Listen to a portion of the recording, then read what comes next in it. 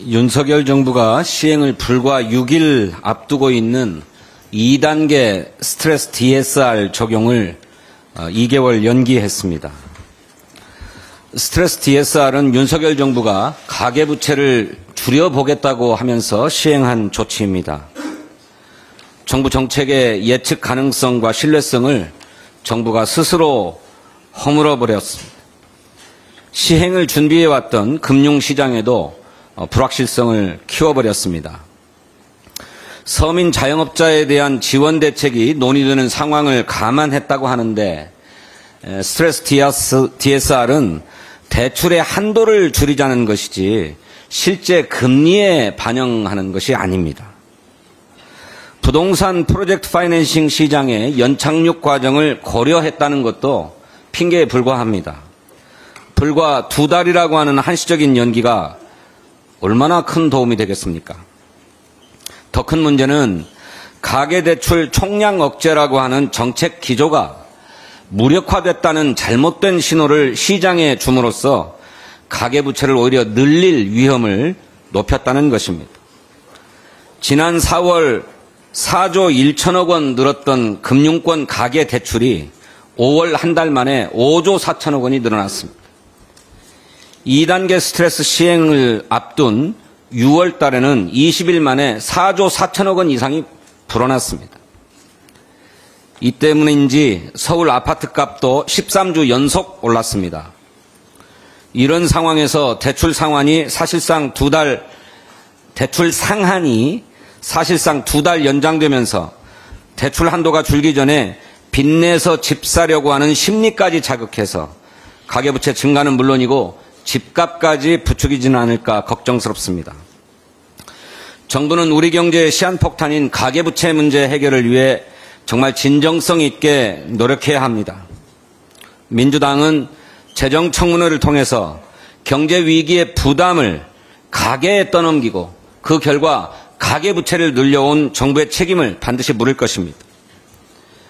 그리고 가계부채 문제는 근시안적인 DSR 연기로 해결될 수 있는 문제가 아닙니다.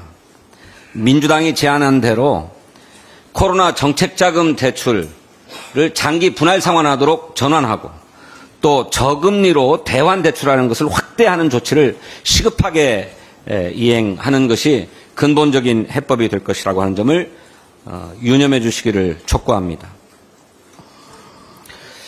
윤석열 정부가 수수방관하는 사이에 네이버의 라인야후 경영권 상실이 사실상 초읽기에 들어갔습니다. 일본 정부가 행정지도를 내린 시기에 일본 자민당의 아마리 아키라 경제안전보장 추진본부장과 소프트뱅크 손정희 회장이 만났다는 사실이 일본 신문에 보도됐습니다. 아마리 본부장은 손 회장에게 일본의 인프라는 앱 개발부터 모두 일본 국내에서 할 수 있도록 해달라고 말했고 손정희 회장이 이에 대해서 책임을 지고 하겠다고 약속했다고 합니다. 일본 정부도 소프트뱅크 사장을 따로 불러서 라인야후의 지분을 네이버로부터 매입할 것을 요청한 것으로 드러났습니다. 그동안 윤석열 정부가 일본의 행정지도에 대해서 네이버의 지분을 매각하라는 요구는 아닌 것으로 이해하고 있다.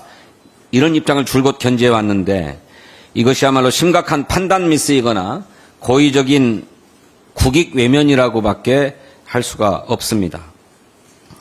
상황의 실체가 이렇게 네이버 지분 강매였음이 드러나는데도 윤석열 정부의 인식은 안일함을 넘어서 사실상 자포자기 상태입니다.